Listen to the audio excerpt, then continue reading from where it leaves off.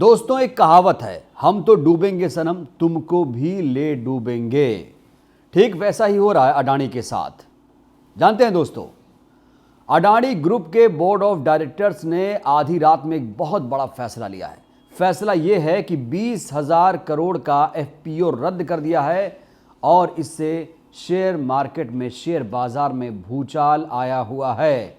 तो हिंडनबर्ग की रिपोर्ट ने अडानी की नींव हिलाकर रख दी है। मुकेश अंबानी अब भारत के सबसे बड़े अरबपति बन चुके हैं। हिंडनबर्ग की जो रिपोर्ट है उसने एशिया के सबसे बड़े रईस का ताज अडानी के सर से छीन लिया है। दोस्तों, आपको याद होगा, बिलियनियर्स की एक लिस्ट थी, अरबपतियों की एक सूची हुआ करती थी, जिसमें तीसरे नंबर पर अडानी हुआ करते थे इस रिपोर्ट के आने के पहले।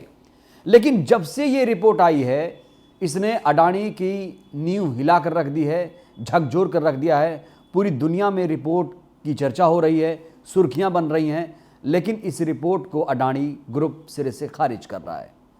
और इस रिपोर्ट के पहले आपको पता होगा कि अडानी की जो रैंकिंग थी दुनिया भर में, वो तीसरी हुआ करती थी। लेकिन रिपोर्ट आने के बाद बहुत बड़ा बदलाव हुआ। दोस्तों, जानते हैं बदलाव क्या हुआ? बदलाव ये हुआ कि जैसे ही रिपोर्ट आई, अडानी धड़ाम से गिर गए। उसके बाद वो 7वें पोजीशन पर गए, उसके बाद वो 10वें नंबर पर आए, 11वें पर आए, फिर 15वें नंबर पर चले गए हैं। यानी मुकेश अंबानी अब भारत के सबसे बड़े अरबपति, उद्योगपति बन चुके हैं।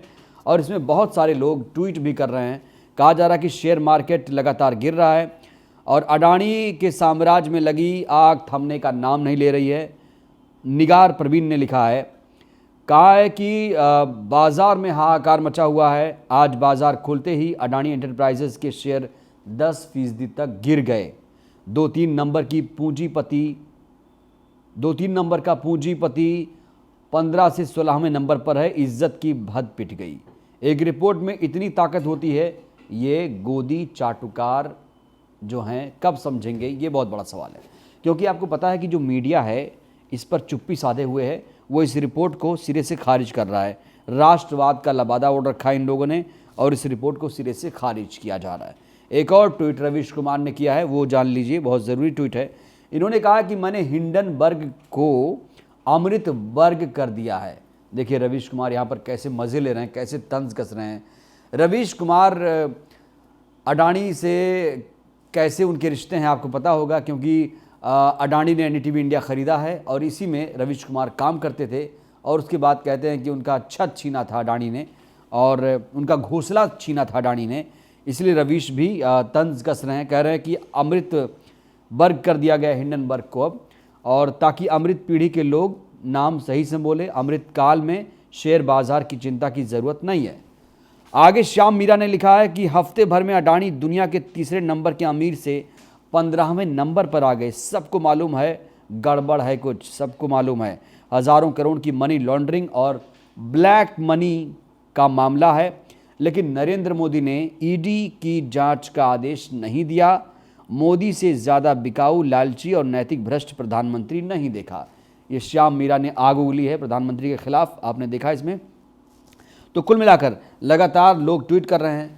स्टॉक मार्केट का बेताज बादशाह हर्षद मेहता का वो स्टेटमेंट आपको याद होगा, जब 92 का स्कैम हुआ था, शेयर बाजार का सबसे बड़ा स्कैम हुआ था, तो हर्षद मेहता ने जानते हैं क्या कहा था?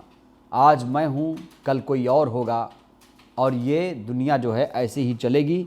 तो इसीलिए आजकल लोग फिर से हर्षद मेहता के उस वाक्य को, स्टेटमेंट को याद कर रहे हैं कि क्या अडानी अब जो अर्थव्यवस्था है भारत की, उसे और ख़राब कर देंगे?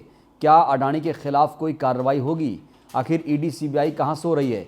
क्यों नहीं अडानी के दरवाजे पर जाकर दस्तक देते और कार्रवाई करते? आखिर कार्रवाई कब होगी, ये बहुत बड़ा सवाल है। क्योंकि दोस्तों, अचानक 20,000 करोड़ का एफपीओ रद्द करना पड़ा है अडानी ग्रुप को। बाजार में एकदम भूचाल, हाहाकार मचा हुआ है। शेयर मार्केट धड़ाम हो चुका है, लगातार शेयर्स गिर रहे हैं। लेकिन इसकी चिंता किसी को नहीं है। राष्ट्रवाद की बात कर रहे हैं, यानी अगर आप अडानी पर सवाल खड़े कर देंगे तो वो भारत पर सवाल खड़े करने के बराबर होगा। क्योंकि दुनिया के सबसे बड़े, भारत के सबसे बड़े राष्ट्रवादी अगर कोई हैं तो वो अडानी हैं। सोचिए, मतलब अमेरिकी रिपोर्ट कुछ कहेगी गलत तो इनके लिए वो भारत पर हमला हो जाएगा। लेकिन अगर कोई रिपोर्ट अच्छी आ जाए, प्रधानमंत्री नरेंद्र मोदी को दुनिया का सबसे बड़ा नेता बताया जाए, टाइम्स की मैगजीन अगर दिखा दे, तो उसका डंका पीटेंगे, उसकी वाहवाही करेंगे कि देखिए, मतलब पॉजिटिव रिपोर्ट को ये स्वागत करते हैं। और अगर कोई रिपोर्ट इनको परेशान करने वाली होती है, कोई सच्ची रिपोर्ट आ जाए, तो उस पर ये सवाल खड़े करेंगे, उसकी साख पर सवाल खड़े करेंगे। तो नॉर्थन एंडरसन जैसे लोग जिंदा हैं अभी भी, जो एजेंसियों से ज़्यादा मुस्तैद हैं, जो निष्पक्षता के साथ अपना काम कर रहे हैं। और ज़रूरी है, क्योंकि देखिए हिंडनबर्ग की जो रिपोर्ट है कोई मामूली रिपोर्ट नहीं दोस्तों। इसकी विश्वसनीयता को आप जानिए। इसकी विश्वसनीयता जानते हैं क्या है? जिन जिन कंपनियों के खिलाफ इस संस्था ने रिपोर्ट जारी की है, उन कंपनियों को बहुत बड़ा धक्का सदमा लगा और वो आज कहीं के नहीं रहे, यानी उनको निस्तो नाबूद करने का काम किया है हिंडनबर्ग की रिपोर्ट ने। तो इसीलिए लोग इसको लेकर चर्चा कर रहे हैं कि क्या हिंडनबर्ग एक बार फिर से अडानी ग्रुप को बर्बाद कर देगा, क्योंकि इसकी जो झलक है, ट्रेलर है, वो तो मिल ही रहा है। क्योंकि उनकी रैंकिंग जो है लगातार खिसक रही है और अंबानी जो है वो मज़े कर रहे हैं, खुश हो रहे हैं, क्योंकि अब अंबानी ने अडानी को रिप्लेस कर दिया है। वो अब भारत के सबसे रईस उद्योगपति बन चुके हैं। तो कुल मिलाकर वर्चस्व की भी लड़ाई है। अडानी अंबानी का जो परिवार है, इसको लेकर अक्सर दुहाई दी जाती है कि ये जो परिवार है हम दो हमारे दो की तरह काम कर रहा है, यानी लोग कह रहे हैं कि सारी जो संपत्ति है इन्हीं के पास है। तो एक रिपोर्ट भी आई थी इसको लेकर कि भारत में 1% लोगों के पास 40% संपत्ति है। आप समझिए, इस बात को आप समझिए, सीरियसली समझिए। 100-125 करोड़ की आबादी वाला भारत हमारा देश, जहाँ पर 1% लोगों के पास आधी संपत्ति है, तो यही 1% में आते हैं। अडानी अंबानी जैसे लोग जो हैं 1% में आते हैं। इन्हीं के पास सारी संपत्तियों पर कब्जा है, इन्हीं के पास सारा धन है। और आप देखते हैं कि 80 करोड़ लोग अभी भी गरीब हैं, जिनको अनाज देने का दावा किया जा रहा है, पेट भरने का दावा किया जा रहा है। लेकिन सच्चाई क्या है ये तो हम जानते हैं।